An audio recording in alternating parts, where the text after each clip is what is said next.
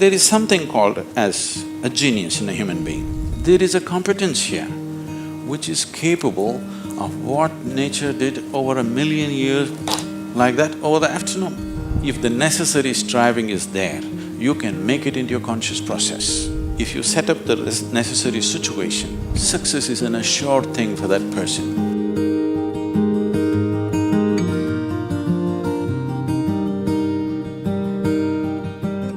Small things or big things, it doesn't matter. In every single act, a human being longs to be successful. Life is an infinite number of doorways. If you are very diligent, you will open a few of them. If you're brilliant, you will open many of them. But if you're truly vibrant, then they will open for you.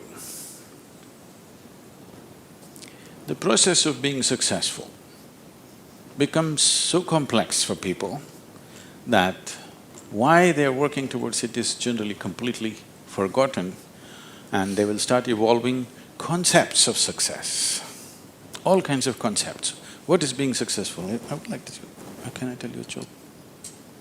You're looking so serious.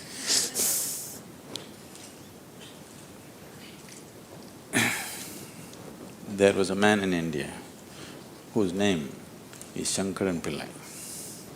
Okay, it's like John Smith.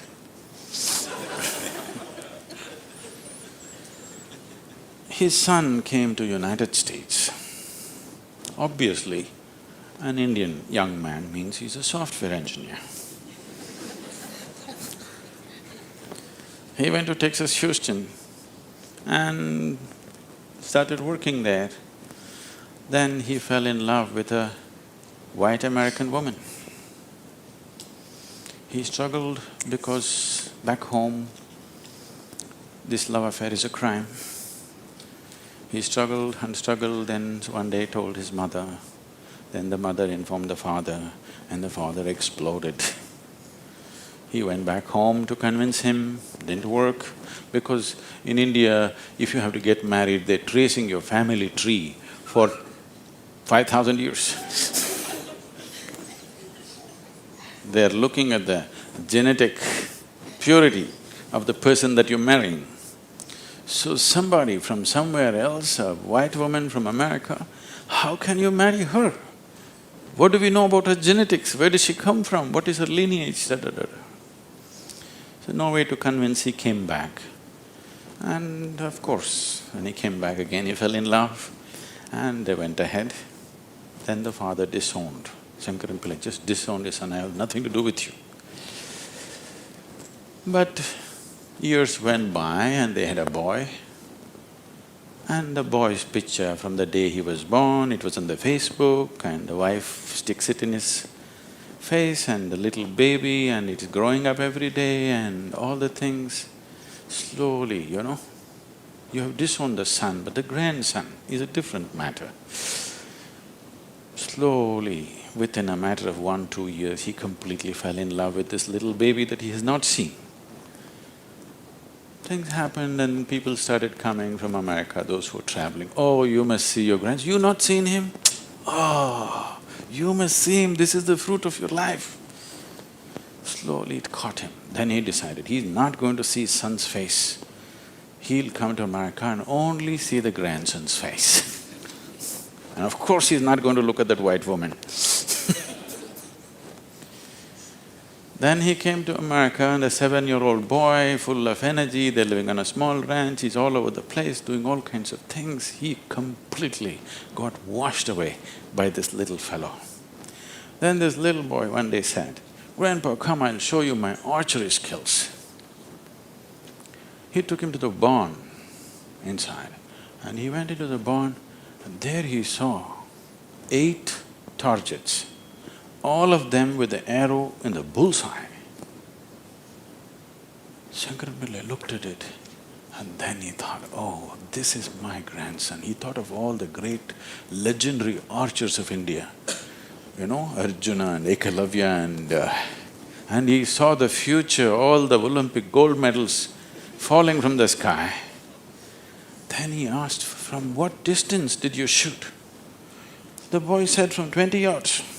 "What? From 20 yards, 8 targets, you shot them dead on, bullseye? How do you do this?" Then the boy said, "Grandpa, I first shoot and then paint the target." So, these concepts about being successful can be very crippling.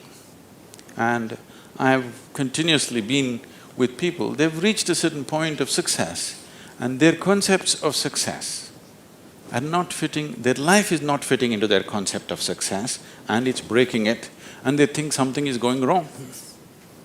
It is not going wrong, they're just getting better, situations are pushing them on, but their concept is breaking up, so they're suffering their success. You will see any number of people going through these kind of things. When we talk about success, I'm sure all of you must be already having plans as to how to unfold this success in your life. Made your plans. Plan is good, but plans again can get caught up in things because you plan from what you know today. Nobody can plan from something that you do not know. Your plan means it is an exaggeration of today as a tomorrow. Right now you're here at a certain level, now you think, my plan means this must be 10 times more in this many years or whatever, or 100 times or 1,000,000 times or whatever. But plan is just essentially an exaggeration of what is today. Maybe there is a certain logic to it, maybe there is a certain understanding of the logistic attached to it, but essentially it's an exaggeration of today. That means in many ways it's ruled out whatever other possibilities which are not yet in your experience. In Pennsylvania, you heard of the Pennsylvania floods? Pennsylvania has floods, you know. It once happened, a big flood came and water started rising in a small town and it rose up to the house is getting submerged. So 2 young boys got onto the roof of their house and they were sitting there. And then they saw a hat going up and down in front of the house. One of the boys asked, "What is that? Why is that hat going up and down?" So the other boy said, "Don't worry, it's my dad. Yesterday night he got into a fight with my mom and took a vow, hell or high water, I'm going to mow that lawn."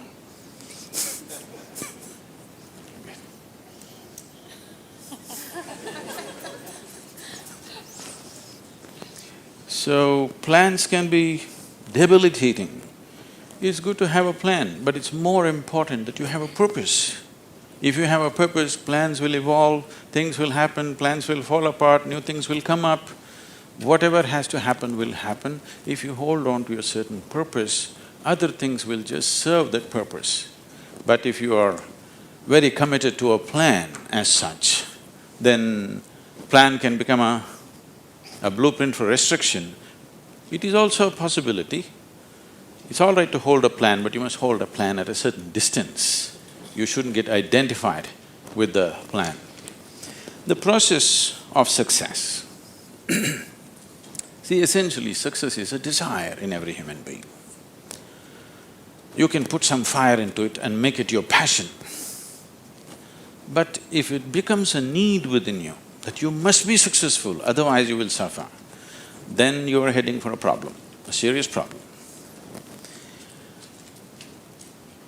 Our passions can turn into poison if we start becoming resentful for the non-fulfillment of those passions.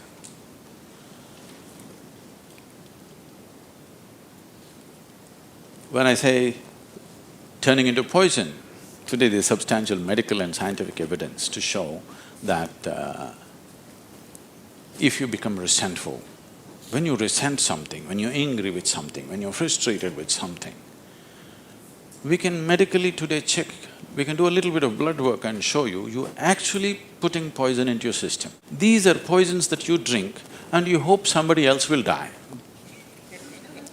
Life does not work like that. If you drink poison, you die, and it's fair. It's very fair, isn't it? If you drink poison, you must die. I drink poison, I want him to die. It doesn't work like that.